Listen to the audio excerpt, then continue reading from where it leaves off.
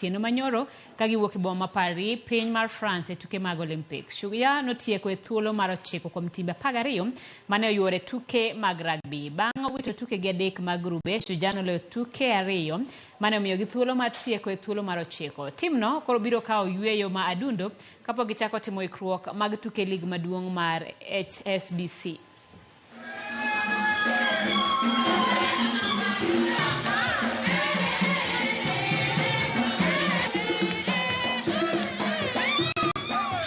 For the team, the next couple of days, I think the boys just need to focus on their recovery.